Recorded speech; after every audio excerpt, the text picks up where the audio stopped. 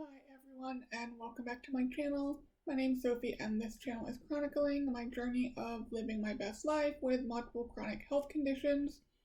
Today I want to talk about the functional nurse practitioner I saw a couple weeks ago when you guys will be seeing this video. I don't know whether or not I mentioned I was going to be seeing one or not, but I did, and it was really nice for a change. I say that with some trepidation just because I've had experiences in the past where my first 2 or 3 appointments with a doctor go seemingly wonderful and then they're very dismissive. So I've only had one appointment with her. It is out of pocket, so I don't know how many appointments I will be having. But we did go through my history starting from 2020 and moving forward. Just very validating, very, I guess, accusatory of the providers that I've been seeing and how they're not doing anything, and that obviously we can only work on one thing at a time. And she said in functional medicine, they often start with the gut, simply because there is so much biologically going on in the gut with all the different microbes and whatnot. So we are doing a slew of tests, and that is what I'm going to sort of explain today. But the appointment, like I said, was really good. She did have her own chronic illness journey. I don't know with what, but that is how she got into functional medicine, because the doctors she was going to just weren't helping her. So she took a different route to try to help herself. So that's kind of encouraging, just because she sort of has personal experience with the whole doctor situation and health issues of her own. That's encouraging, at least. I also like that she's a nurse practitioner and not a medical doctor. If I were to order my preference of education levels for a general doctor, it would probably be nurse practitioner, followed closely by a doctor of osteopathy or a DO, and then lastly an MD.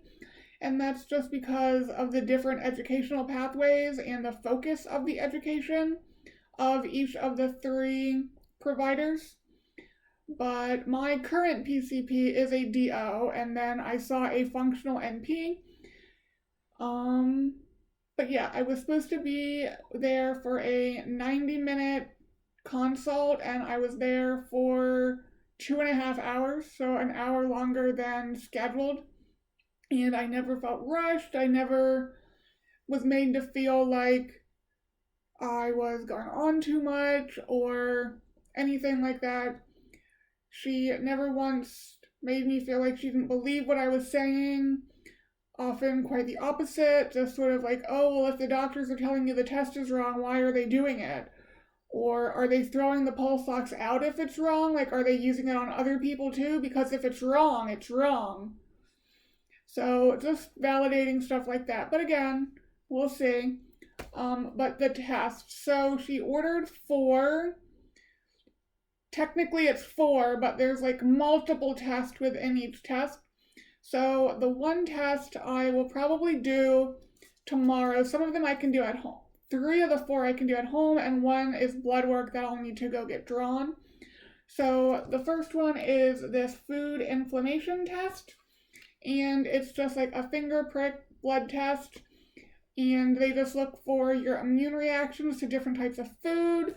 I think it's milk, peanuts, pineapples, fish think grains, dairies, and just seeing how you react to different foods, because I think I've mentioned it on here, but whenever I eat vegetables, I'm having undigested veggie pieces in my stool, and concurrently with that, basically every time I eat, I poo, and it's not always solid poo. It can be, not technically diarrhea, it's not simply water, there are some solid pieces in there, but it can happen very emergently, shall we say. So that's one reason we're focusing on the gut, because this is a complete change for me. I have had chronic constipation for basically my entire life. So for this switch, it's very not normal. And obviously you should not have undigested pieces of food under normal circumstances in your stool, at least not the type of pieces that I'm having in my stool, or for the length of time, without getting too TMI. But I've had like spinach in my stool for days, and I haven't eaten spinach for days. So things are not moving correctly. So I'm starting with this one. As I said, just a finger stick. There's some cards you drop the blood on and you mail it off. And then I'm not sure which one this is, but there are 3 from this company. So we'll start with this one. This one is SIBO, so small intestinal bacterial overgrowth. This is a breath test, and there are certain restrictions of what you can and cannot eat before some of these tests. So the finger stick test, you can eat, drink, and take all your medicines as normal. Nothing's going to interfere with that. Everything's fine. With the SIBO test, so basically for an hour before, they don't want you like sleeping, having any caffeine, alcohol, or anything like that. For 12 hours before, you can only have water. And then in the 24 hours before, there was like a list of things you could eat, but most of them I don't eat, like plain white rice or fish or chicken breast with only salt and pepper, and I don't eat that. So the only thing on the list that I eat is eggs and clear chicken broth. So that's probably what I will have for my like meal at like the 12-hour mark before I start doing the test, since for 12 hours I can only have water. So 12 hours out, I will have like eggs and maybe the chicken broth if I want it, probably not. And then I'm used to doing intermittent fasting anyway, so I don't foresee it being a problem. But yeah, so that's the restrictions for the SIBO breath test. Then this one must be another test from Geneva, and it is called GI effects. And it is looking at the stool and the parasites in the stool. So that will sort of give me an idea of what's going on in my microbiome and whether I have good parasites, bad parasites, what's going on there. And again, there are things to keep in mind with this one. With this one, the big thing is I need to stop taking my probiotic. They did list quite a few things and the timing of when they want you to stop. And the only thing on the list that I take is a probiotic, and they want you to stop it for 2 to 4 weeks before the test. So when I go to fill my pill box up on Sunday, which will be the Sunday before you guys see this, when I fill it up on Sunday the 9th of April, you guys will be seeing this on the 12th,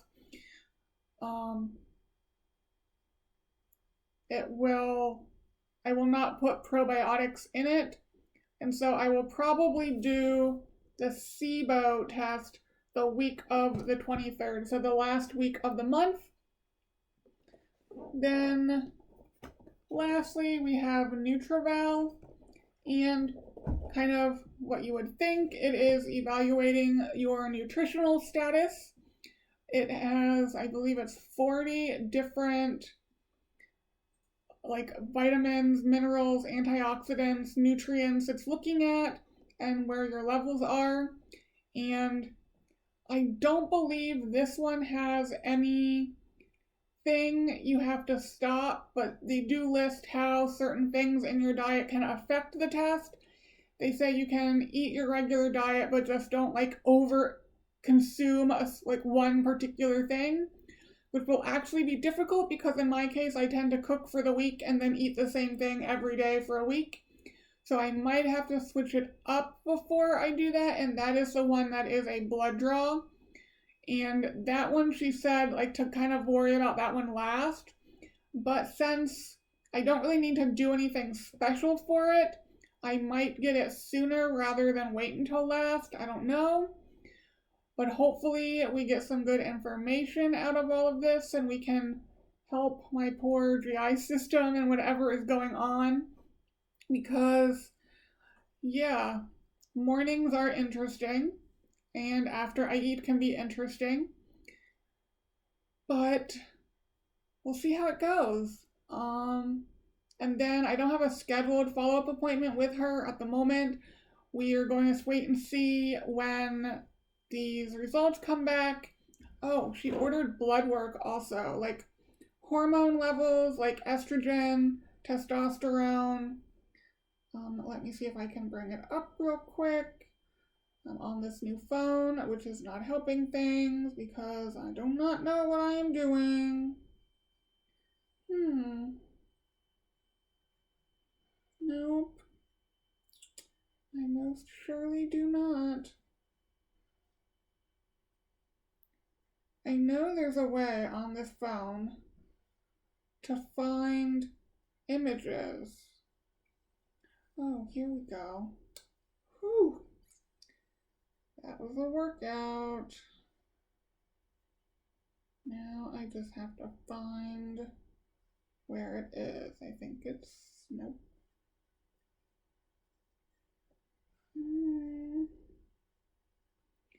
Why is it always so hard to find things when you're looking for them? Oh, found it. So H. pylori, which is again in the stool, insulin, fasting insulin, testosterone, DHEA, estradiol, progesterone, some stimulating hormones, some growth factors. So just sort of seeing where some things are, which I've been asking to get like my hormone levels drawn for a while because of my irregular menstrual cycle and the findings on my pelvic ultrasound, but then the gynecologist never got back to me. Anyway, that's providers for you, but so she is doing that, which is great. There is some stuff she did not do simply because I will be going to Cleveland Clinic and we don't know what they're going to do. And we'll obviously, when I see her again, we'll continue to follow up with things that can be done that my current providers are not doing. Because again, she was just sort of flabbergasted of the things that they were not looking into that's been going on for a long time. So like I said, encouraging, but not getting my hopes up. We'll see what all of this testing yields. But it's something. At least someone is looking into something, finally. That's going to be it for this video. On Saturday, it will be another medical update. Just sort of, I will have seen my home rheumatologist. I will go over my genetic test results that I got back. And just looking forward as to what's going on in Cleveland Clinic and the rest of the appointments I have for the next couple months. But that's going to be it for this one. I will talk to you guys on Saturday. Bye, guys.